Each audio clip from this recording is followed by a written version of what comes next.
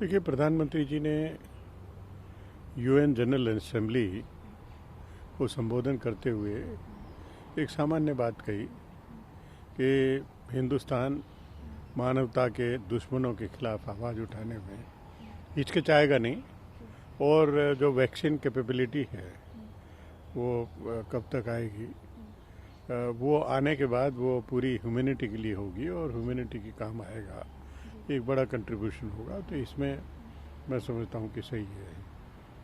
Sir वही देखिए, Bharatiya Janata party की कार्यशैली और उनके काम करने का तरीका, वो इस तरह का, बहुत लोग उनके साथ ज़्यादा दिन तक चलते नहीं हैं। हालांकि अकाली दल 24 साल तक इनके साथ में रहा, और आखिरकार जब उन्होंने देखा कि हमको कोई पूछता ही नहीं, तो पहले कैबिनेट से इस्तीफा दिया और फिर एनडीए से उन्होंने बाहर निकलने का फैसला किया। और उससे पहले बहुत पुराने, सबसे पुराने सहयोगी शिवसेना उनसे हटके और अलग से सरकार महाराष्ट्र में बना ही रहे हैं। और अनेक ऐसे दल हैं जो जुड़ते तो कम हैं, लेकिन इनको छोड़ के जाने वालों की संख्या बहुत है। और अमरिंदर सिंह जी ने बहुत सही कहा है कि इनकी पॉलिटिकल कंपल्शन थी, इसलिए इन्होंने एनडीए को छोड़ा है। और ये बात सही भी है, क्योंकि ये तीनों विधेयक आए, सबसे पहले तो बिल, उसमें ऑर्डिनेंस आया, तो ऑर्डिनेंस पास करते समय भी जब हम राष्ट्रपति को भेजते हैं तो कैबिनेट का अप्रूवल होता है। तो हरसिमरत कौर जी बादल वो तो रही होंगी, उसमें रही होंगी, तो उन्होंने तब तो कोई आपत्ति नहीं की, तब कैबिनेट नहीं छोड़ी। फिर उसके बाद जो विधेयक पार्लियामेंट में पेश किए जाते हैं, उससे पहले भी कैबिनेट का अप्रूवल होता है, तब भी हरसिमरत कौर जी बादल वो कैबिनेट में रही होंगी, तब उन्होंने कोई आपत्ति नहीं दर्ज की और ना ही कैबिनेट से इस्तीफा दिया।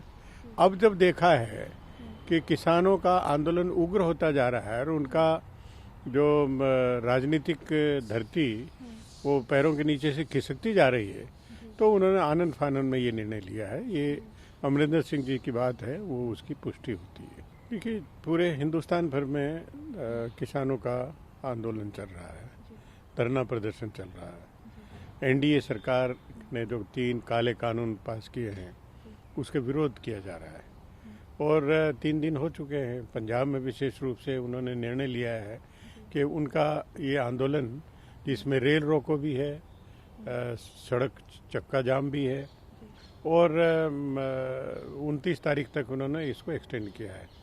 तो इतना जन आक्रोश है कि भारतीय जनता पार्टी को उसका एहसास नहीं है, और उल्टे हिमाकत है कि वो जनता के बीच में जाएंगे, उनको बताएंगे, इसके बारे में बताएंगे। क्या बताएंगे? साफ दिखाई दे रहा है। आप कहते हैं कि एमएसपी लागू रहेगी, इस कानून में तो कहीं नहीं है कि लागू रहेगी। उसमें तो साफ ही लिखा है कि कोई भी व्यक्ति किसी भी मात्रा में किसी भी कीमत पर खरीद सकता है और ले जा सकता है। तो उसमें ही कम से कम होता कि किसी कीमत नहीं, कम से कम एमएसपी से ज़्यादा होना चाहिए, एमएसपी से कम नहीं होना चाहिए। अगर ये कंडीशन लगती तो ठीक था। और एक ऐसी पैरेलल इकोनॉमी बना रहे हैं जो पूरी तरह से कॉरपोरेट के हवाले होगी, और जो किसान आज मालिक अपनी ज़मीन के, वो मजदूर की तरह से रह जाएगा। देखिए, संजय राउत जी और फडणवीस जी आपस में बात कर रहे हैं, तो बातचीत आपस में राजनीतिक लोगों के बीच में होती रहती है, इसके बहुत ज़्यादा मायने हैं।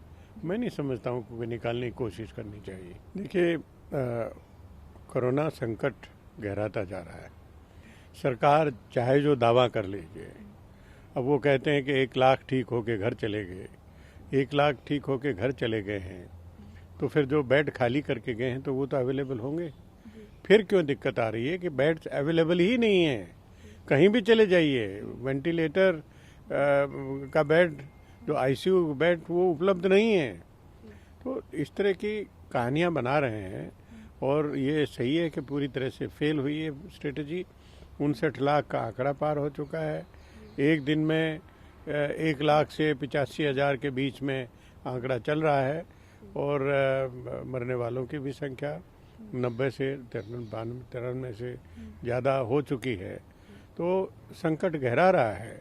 और इसमें एक स्ट्रेटेजी सरकार ने अलग अपनाई कि जो टेस्टिंग की संख्या को कम कर दिया जाए। अगर टेस्टिंग कम है तो संख्या भी कम आएगी, केसेस की संख्या कम आएगी। तो ये स्ट्रेटेजी बहुत घातक है। ज़्यादा से ज़्यादा टेस्टिंग होनी चाहिए, तो कम से कम जितने भी हैं वो पहले एकदम आ जाएं उनको, और ये संक्रमण फैलाने की संभावना खत्म हो जाए।